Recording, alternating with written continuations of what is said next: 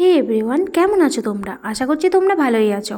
হ্যাঁ, আমি জানি অনেক দিন ধরেই কোনো ভিডিওর আপডেট নেই, তার জন্য তোমাদেরকে এক্সট্রিমলি সরি। তাই আজকের ভিডিওতে নিয়ে চলে এসেছি মোমোর একটা দুর্দান্ত রেসিপি। এর জন্য প্রথমে ময়দা নিয়েছি, আর ময়দাতে সামান্য জল দিয়েছি আর লবণ দিয়ে ভালো করে ময়দাটাকে মেখে নেব। একটা কথা, অল্প অল্প করে জল দিয়েই ময়দাটা মাখতে হবে। আর এখানে প্রচুর ডোটা পুরো একেবারে সফট করার দরকার নেই, অল্প একটু মেখে নিয়ে তাতে আমি ভিজে কাপড় দিয়ে আধ ঘন্টার জন্য রেস্ট করতে দেবো। এরপরে আমি চিকেনকে মিহি করে মিক্সিতে পিষে নিয়ে এর মধ্যে পেঁয়াজ কুচি, গাজর কুচি আর বাঁধাকপি কুচি দিয়ে দিচ্ছি।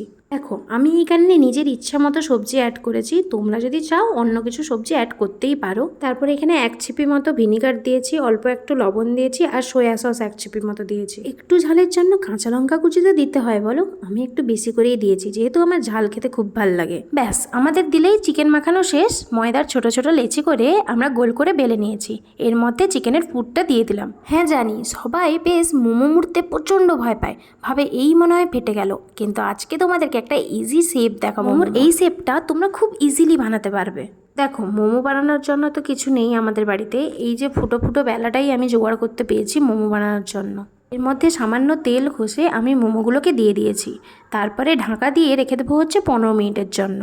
15 মিনিট পরে দেখবে মোমো পুরো একেবারে হয়ে গেছে। মোমোর এই ইজি রেসিপিটা একবার ট্রাই করে দেখো, কথা দিচ্ছি খুব ভালো লাগবে। এবার হচ্ছে মোমোর চাটনি বানানোর পালা। এর জন্য টমেটো, শুকনো লঙ্কা আর রসুনকে ভালো করে সেদ্ধ করে নেব, আর মিক্সার গ্রাইন্ডারে একে মিক্স করে নিয়েছি। তারপরে অল্প একটু সাদা তেল দিয়ে এর মধ্যে কাশ্মীরি লঙ্কা গুঁড়োটা দিয়ে দিয়েছি, ভালোভাবে 1 মিনিট মতো একে নেড়ে নিতে হবে। তারপরে টমেটোর এই পেস্টটা এই তেলের মধ্যে দিয়ে দেবো। বেশিক্ষণ নাড়ানাড়ি হবে না, খুব জোর 3 থেকে 4 মিনিট মতো একে আমাদেরকে নাড়তে হবে। তোমরা যদি ঝাল পছন্দ করো আর একটু ঝাল দিতেই পারো। এখানে আমি দিলাম হচ্ছে 1 ছিপি মতো ভিনিগার, 1 ছিপি মতো সয়া সস। তারপরে 1 মিনিট মতো নেড়ে নিয়ে এতে আমি সামান্য একটু চিনি দিচ্ছি আর দিচ্ছি টমেটো সস।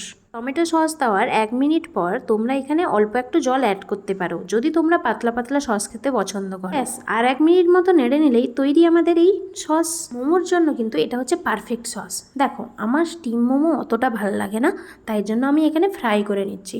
ফ্রাই মোমো আর চাটনি খেতে সেরা লাগে।